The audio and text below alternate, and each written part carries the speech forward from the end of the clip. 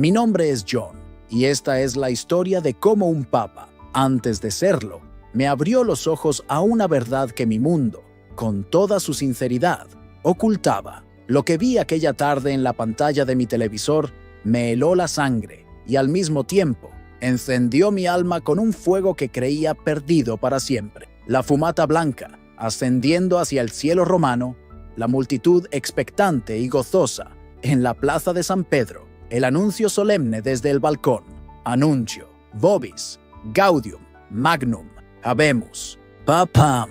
Y entonces el cardenal protodiácono pronunció un nombre que para el mundo era nuevo, pero que para mí era el eco sagrado de una tarde lejana en el Perú. Una tarde que desmanteló mi universo y lo reconstruyó sobre un fundamento de roca. Robert Francis Prevost, elegido papa, tomando el nombre de León XIV. Vi su rostro, sereno y humilde, asomarse al balcón, y un sollozo incontrolable brotó desde lo más profundo de mi ser. Rompí a llorar. Lloré como un niño, no solo por la emoción de ver a Chinoa, un nuevo sucesor de Pedro, sino porque en ese hombre, el Santo Padre, yo veía al pastor que me había encontrado cuando estaba perdido en un desierto que ni siquiera sabía que habitaba. En sus ojos vi la misma mirada compasiva que me rescató, la misma voz que me enseñó una verdad tan bella, tan coherente y tan abrumadora, que mi mundo protestante, construido con tanto amor y sinceridad, se desmoronó. No por un golpe violento, sino como una flor que se abre lentamente para revelar un centro mucho más profundo y glorioso. Este no es un relato de condena a mi pasado, sino un testimonio de infinita gratitud por el camino que, finalmente, me llevó a casa. Crecí en el corazón de Ohio, en lo que con orgullo llamamos el cinturón de la Biblia. Mi infancia no fue simplemente cristiana. Fue una inmersión total en la vida de una comunidad bautista del sur, devota y ferviente. Mi familia era el pilar de esa comunidad. Mi padre, un hombre de manos callosas y fe inquebrantable, era diácono y tesorero. Mi madre, con una dulzura que podía calmar cualquier tormenta, dirigía la escuela dominical con una pasión contagiosa. Para nosotros, la fe no era un accesorio de fin de semana, era el aire que respirábamos, la lente a través de la cual veíamos el mundo entero. Aprendí a leer con las coloridas ilustraciones de las historias de David y Goliat, de Daniel en el foso de los leones.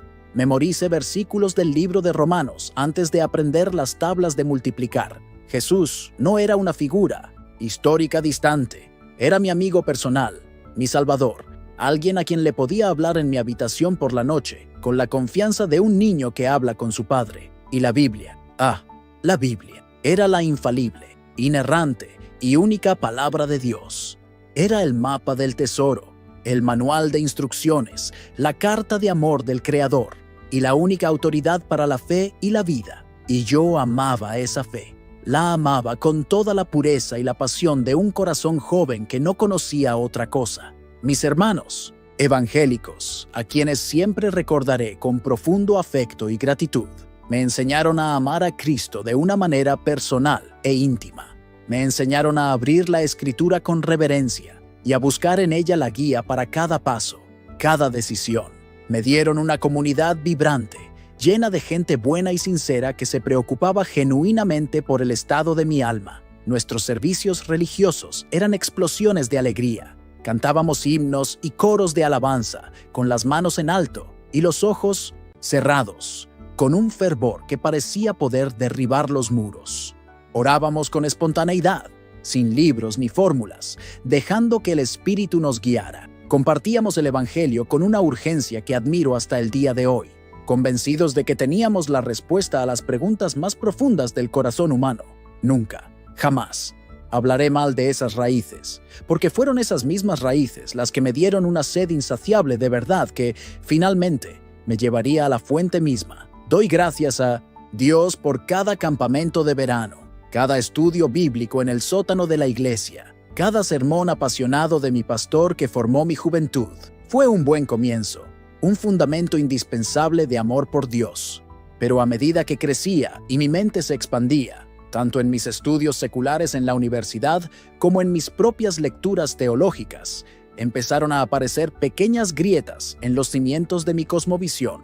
Eran sutiles al principio, como finas líneas en un jarrón antiguo, dudas, susurradas en el silencio de mi habitación por la noche, después de haber cerrado mi Biblia. La primera y más persistente era la doctrina de la sola Escritura. Si la Biblia era la única autoridad, clara y suficiente para que cada individuo la entendiera por sí mismo, ¿por qué había más de 30,000 denominaciones protestantes en el mundo? Todas ellas, compuestas por personas sinceras y piadosas que leían el mismo libro, llegaban a conclusiones radicalmente diferentes sobre asuntos fundamentales: la naturaleza del bautismo, el significado de la Cena del Señor, el papel de los dones del Espíritu, la estructura de gobierno de la Iglesia, incluso la naturaleza misma de la salvación. En mi propia ciudad, había 5 iglesias bautistas diferentes en un radio de 10 millas, y no estaban en comunión entre ellas por disputas sobre si se debía usar un solo cáliz o vasitos individuales, o sobre qué versión de la Biblia era la más precisa. ¿Quién tenía razón? Mi pastor, que predicaba con tanta convicción. El pastor de la iglesia de enfrente, que predicaba lo contrario con la misma convicción. El autor del último libro cristiano de éxito. Me di cuenta, con una creciente desazón, que en la práctica, la autoridad final no recaía en la Biblia, sino en la interpretación personal de la Biblia por parte de cada individuo o cada pastor. Esto, lógicamente, me parecía una receta para la anarquía doctrinal y una contradicción directa a la oración de Jesús en Juan 17, donde ruega apasionadamente que todos sean uno, para que el mundo crea. ¿Cómo podía el mundo creer si nosotros, sus seguidores, no podíamos ponernos de acuerdo ni en lo más básico? Luego estaba el abismo de la historia. En la universidad me especialicé en historia, y lo que aprendía en el aula chocaba frontalmente con lo que había aprendido en la escuela dominical. La narrativa protestante estándar que yo había absorbido era, en esencia, que la iglesia primitiva, la pura y apostólica, se había corrompido casi inmediatamente después de la muerte del último apóstol. Había caído en la oscuridad, la superstición y la idolatría pagana, una era oscura que llamábamos catolicismo, durante más de 1400 años. Y así permaneció hasta que hombres valientes como Martín Lutero y Juan Calvino, en el siglo XVI, redescubrieron el verdadero evangelio que había estado perdido. ¿De verdad?, me preguntaba mientras leía sobre el Imperio Romano, los concilios ecuménicos y la Edad Media. Cristo, que prometió que las puertas del infierno no prevalecerán contra mi iglesia. El mismo Jesús que aseguró a sus apóstoles: estaré con ustedes todos los días, hasta el fin del mundo. Había permitido él que su esposa, la iglesia, por la que dio su vida, se convirtiera en una ramera idólatra durante 14 siglos. ¿Se había tomado el Espíritu Santo unas largas vacaciones, dejando a millones de almas en la oscuridad? Era un agujero negro histórico y teológico que mi fe no podía cruzar. Sin desintegrarse, comencé a leer por mi cuenta a los padres de la iglesia, los líderes cristianos de los primeros siglos, hombres como San Ignacio de Antioquía, discípulo directo del apóstol Juan, que ya en el año 107 después de Cristo, en su camino al martirio en Roma, escribía cartas a las iglesias hablando de la Eucaristía como la carne de nuestro Salvador Jesucristo y de la necesidad de estar en unidad con el obispo local.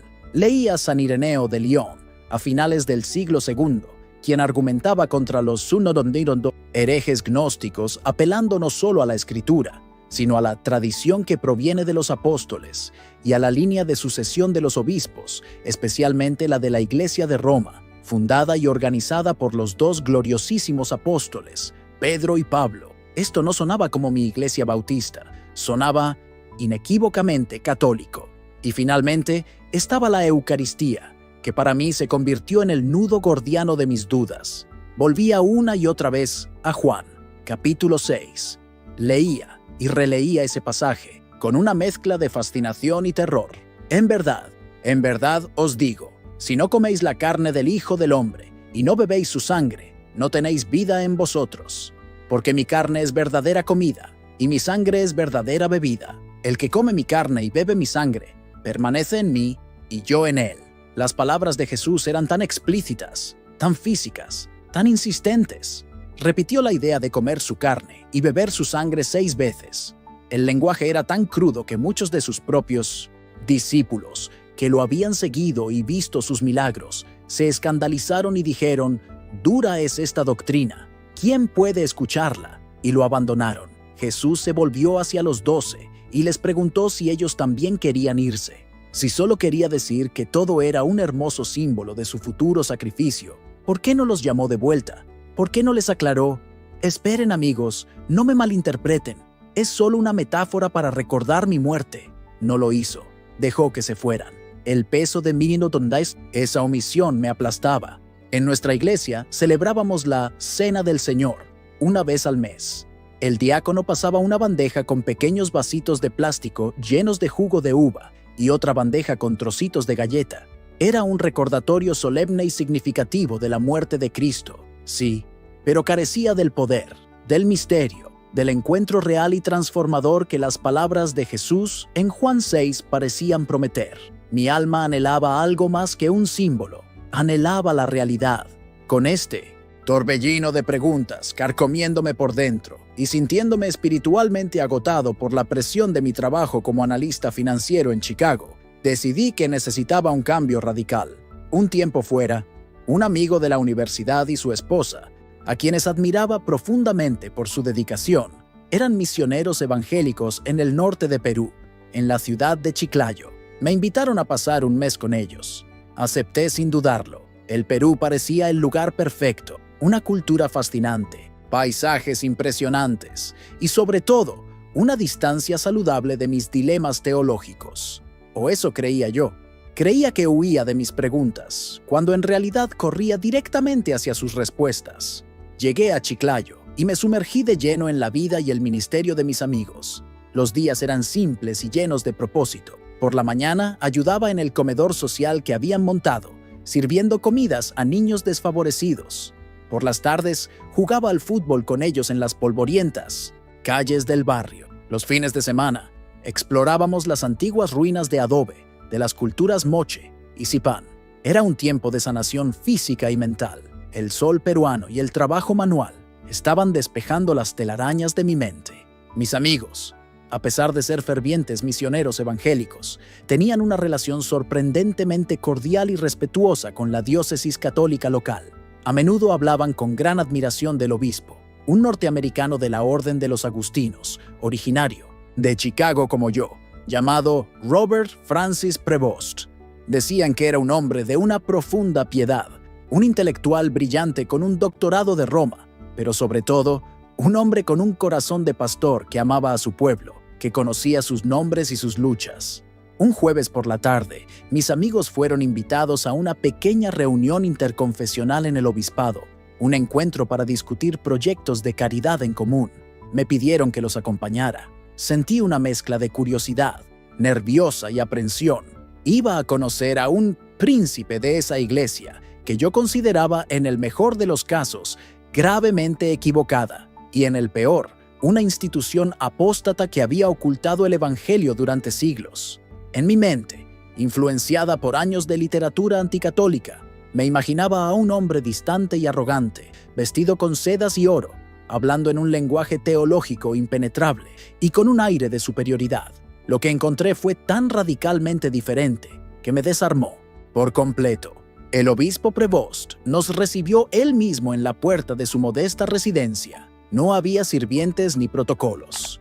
Vestía una sencilla y gastada sotana negra. Era un hombre alto, de complexión delgada, con una sonrisa cálida y genuina, y unos ojos azules que parecían mirar directamente a tu alma, no para juzgar, sino para comprender y acoger. Hablaba un español perfecto, con el acento y los modismos de la gente del norte de Perú, pero cambió a un inglés impecable y familiar de Chicago, al saber de dónde venía yo. No había rastro de pompa ni circunstancia. Lo que irradiaba de él era humildad, calidez y una paz profunda y serena que parecía llenar la habitación. Durante la reunión, me quedé impresionado por su forma de dirigir el diálogo. Escuchó más de lo que habló. Hacía preguntas perspicaces a los pastores protestantes. Afirmaba con entusiasmo los puntos en común en el servicio a los pobres y mostraba un profundo y sincero respeto por la fe y el ministerio de mis amigos. Al final del encuentro, mientras tomábamos un café y unas galletas, Me sentí impulsado por una audacia que no sabía que tenía, una necesidad desesperada de respuestas. Me acerqué a él, con el corazón latiéndome en la garganta. «Obispo», le dije, tratando de que mi voz sonara más segura de lo que me sentía. «Aprecio mucho su hospitalidad. Vengo de una tradición evangélica muy fuerte en los Estados Unidos. Amamos a Jesús y creemos que la Biblia es nuestra única autoridad. Con todo el respeto del mundo, ¿por qué debería yo creer que la Iglesia Católica es la única y verdadera iglesia que Cristo fundó? Para nosotros, con toda sinceridad, muchas de sus doctrinas como el papado, la veneración de María o el purgatorio parecen adiciones humanas que no se encuentran en la Escritura». Esperaba un debate acalorado. Esperaba una andanada de versículos bíblicos sacados de contexto y citas del catecismo. Esperaba que me pusiera a la defensiva, que intentara acorralarme teológicamente. Pero él no hizo nada de eso. Me miró con esa misma mirada compasiva, y una leve sonrisa se dibujó en sus labios, como la de un padre que escucha una pregunta sincera de su hijo. Me hizo un gesto para que nos sentáramos en unas sencillas sillas de madera, en un pequeño patio interior lleno de macetas con geranios y bugambillas. El sol de la tarde peruana filtraba su luz dorada a través de las hojas. El momento, en su simplicidad, se sintió sagrado.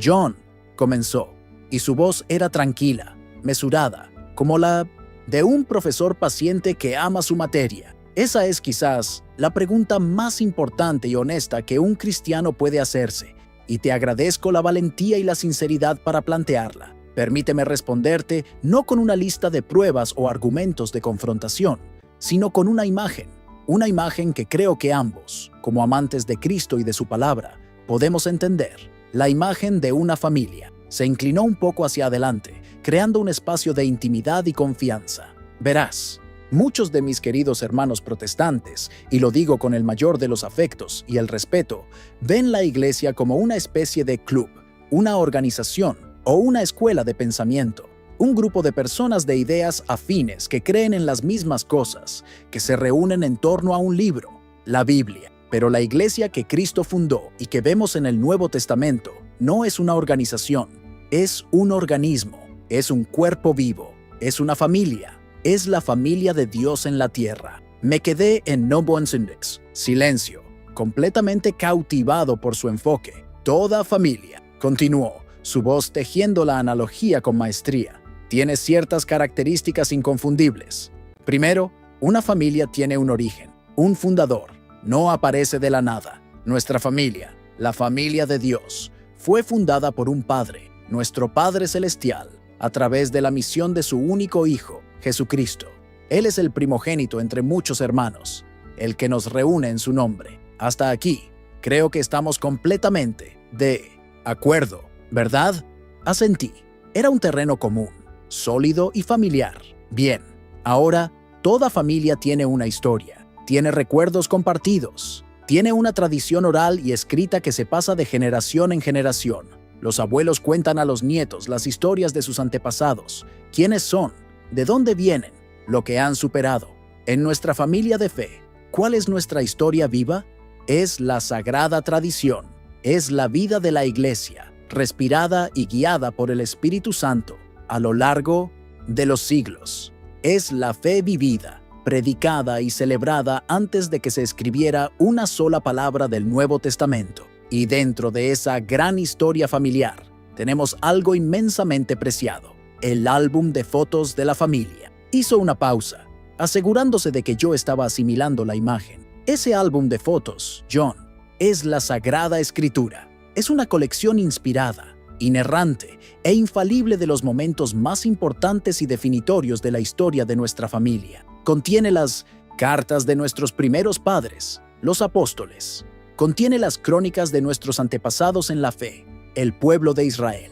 Y lo más importante, contiene los 4 retratos de nuestro hermano mayor, Jesús, en los evangelios. Nosotros, los católicos, amamos, veneramos y estudiamos este álbum familiar con una devoción que quizás te sorprendería. La Biblia es el corazón palpitante de nuestra liturgia, el alma de nuestra teología, el alimento diario de nuestra oración. Pero aquí está la clave, el punto crucial que a menudo se pasa por alto en el mundo protestante. La familia creó el álbum, El álbum no creó a la familia. Esa simple frase, me golpeó con la fuerza de una revelación.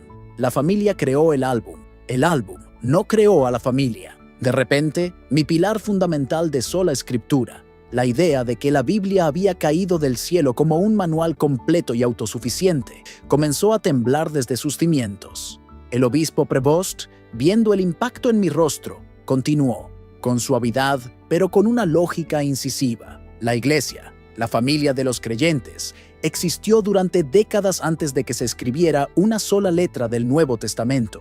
La fe se transmitía oralmente, de persona a persona, a través de la predicación de los apóstoles. Fue esa familia, la Iglesia Católica, la que, guiada por el Espíritu Santo en los concilios de Hipona y Cartago, a finales del siglo IV, discernió y definió autoritativamente qué escritos formaban parte de ese álbum inspirado y cuáles no.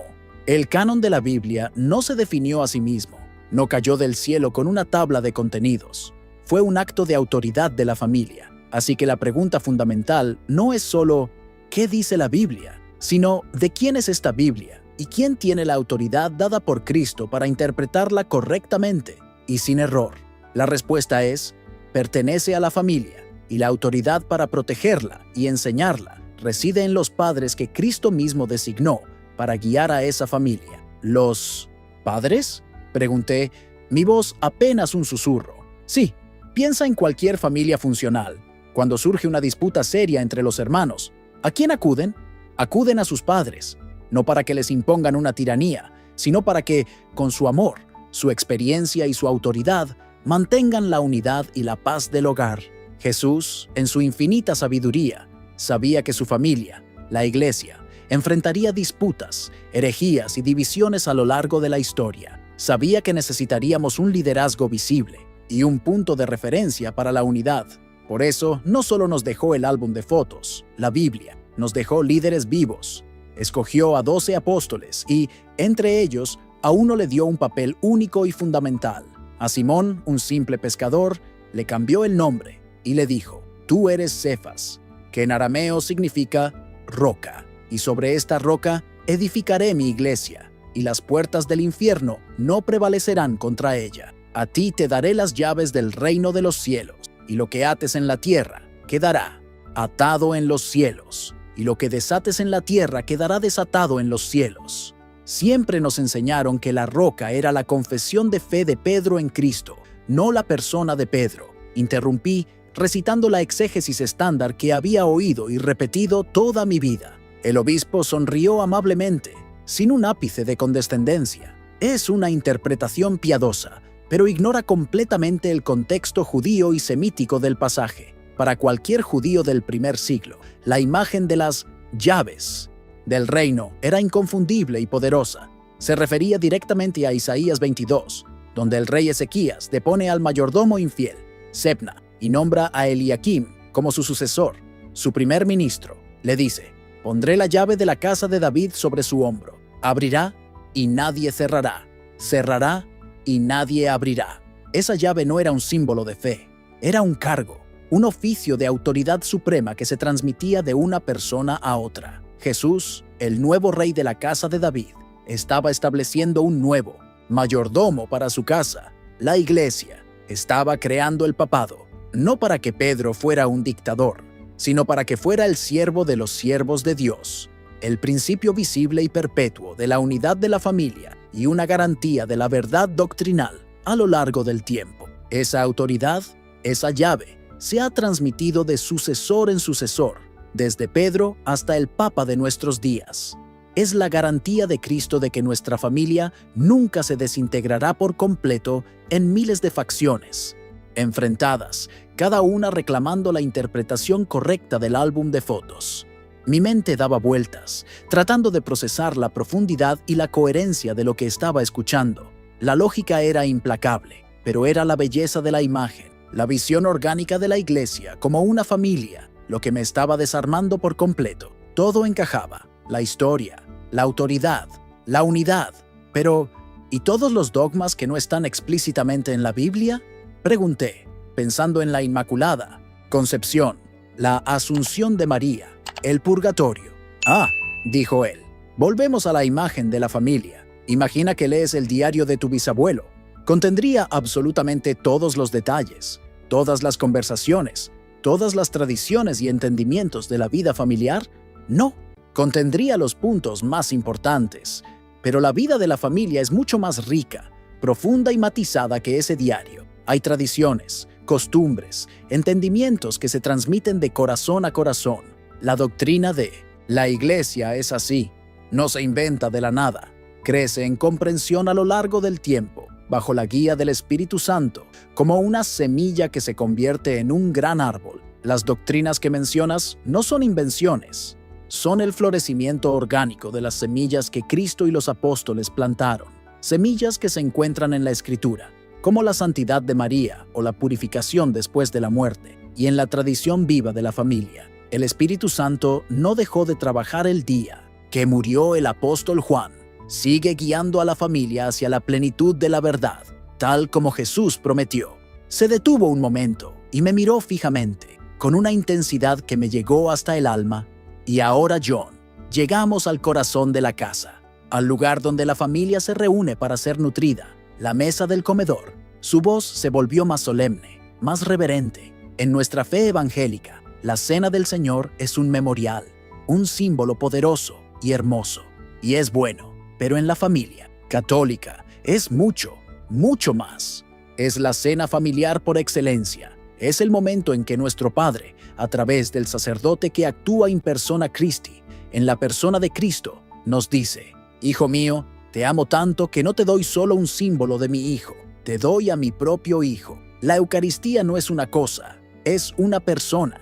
Es el mismo Jesús que caminó por Galilea, que murió en la cruz y resucitó gloriosamente. Su cuerpo, sangre, alma y divinidad, ocultos bajo las humildes apariencias de menú de bondoy, pan y vino. Es el verdadero pan de vida del que habló tan insistentemente en Juan 6. Es el cumplimiento del maná en el desierto y del cordero pascual en el Éxodo. Es el cielo tocando la tierra. Es el abrazo de Dios hecho alimento para nuestra alma. Mientras hablaba, sentí que las lágrimas comenzaban a brotar en mis ojos.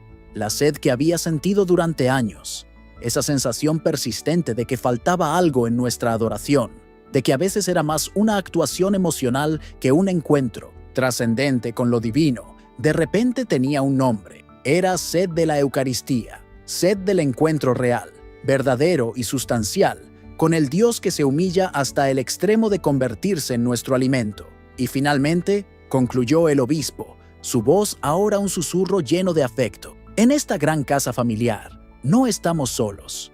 ¿Qué hay de los miembros de la familia que ya han partido antes que nosotros hacia la casa del Padre? ¿Tu abuela, quizás, una mujer de fe?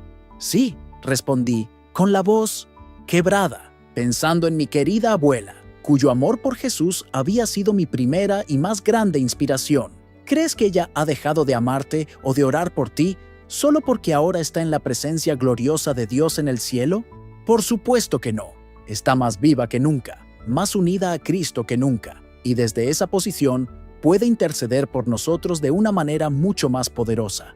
Esos son los santos. Son nuestros hermanos y hermanas mayores en la fe, la gran nube de testigos de la Deir, que habla la carta a los hebreos, que nos animan desde las gradas del cielo. No los adoramos, jamás. La adoración es solo y exclusivamente para Dios Trino, pero les pedimos sus oraciones, así como tú le pedirías a tu pastor o a un amigo que ore por ti aquí en la tierra. Celebramos su heroísmo, nos inspiramos en su ejemplo y les pedimos que nos animen en nuestro propio viaje. Y María continuó, anticipando mi siguiente pregunta. María no es una diosa ni una rival de Cristo, es la madre de la familia. Jesús nos la entregó como el último y más precioso regalo desde la cruz. Cuando le dijo a Juan, el discípulo amado que nos representa a todos, «He ahí a tu madre», no estaba simplemente proveyendo para su cuidado terrenal, le estaba hablando a toda la iglesia a través de los tiempos. Si somos hijos de Dios y hermanos de Cristo, ¿cómo no vamos a amar y honrar a la mujer que le dio la carne y la sangre que nos salvan? Ella es el modelo perfecto de discípula, la que siempre nos señala a su Hijo, diciendo con su vida entera, hagan lo que Él les diga. Nos quedamos en silencio por un largo rato. El sol se estaba poniendo, tiñendo el cielo de Chiclayo de tonos anaranjados y púrpuras. El zumbido de los mototaxis en la calle parecía lejano, de otro mundo. En ese patio humilde, el tiempo se había detenido. El obispo Robert Prevost no me había ganado un debate. Me había abierto la puerta de un hogar. Me había mostrado una visión de la fe cristiana tan coherente, tan histórica, tan bíblica, tan profundamente humana y divinamente bella, que todas mis objeciones, una por una, se disolvieron, no como un ejército derrotado en una batalla, sino como las estrellas que se desvanecen suavemente ante la inevitable y gloriosa salida del sol. Vi una iglesia que no era una rígida institución burocrática, sino una familia vibrante, universal y a veces desordenada, pero siempre guiada por un padre. Vi una Biblia que no era un libro de reglas solitario y sujeto a miles de interpretaciones, sino el preciado y autoritativo álbum de fotos de esa familia. Vi una autoridad papal que no era opresiva, sino paternal y servicial, destinada a preservar la unidad en la verdad. Vi una Eucaristía que no era un mero símbolo, sino el corazón palpitante y real de la vida familiar, la cena donde el mismo Cristo se nos da en un acto de amor incomprensible. Y vi a María y a los santos no como rivales de Cristo, sino como nuestros más grandes animadores, nuestra familia celestial, que nos espera y reza por nosotros. Le di las gracias al obispo, con la voz quebrada por una emoción que apenas podía contener. Él simplemente me puso una mano en el hombro, con un gesto paternal, y dijo: «Sigue buscando con un corazón sincero, John. El Espíritu Santo te guiará a casa. Rezaré por ti». Esa noche no pude dormir. Daba vueltas en la cama, con las palabras del obispo resonando en mi mente como campanas de iglesia. La familia creó el álbum.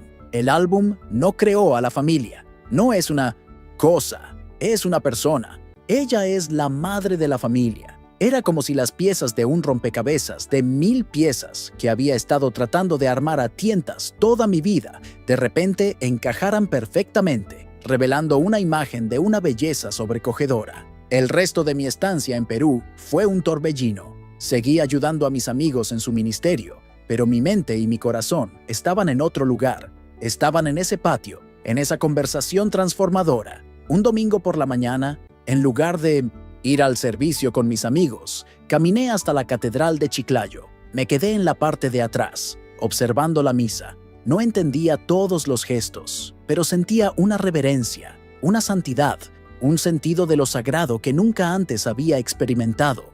Cuando llegó el momento de la consagración y el sacerdote elevó la hostia y el cáliz, vi a toda la congregación arrodillarse en silencio adorador, y algo dentro de mí supo, con una certeza que trascendía la razón, que allí estaba sucediendo algo real y divino.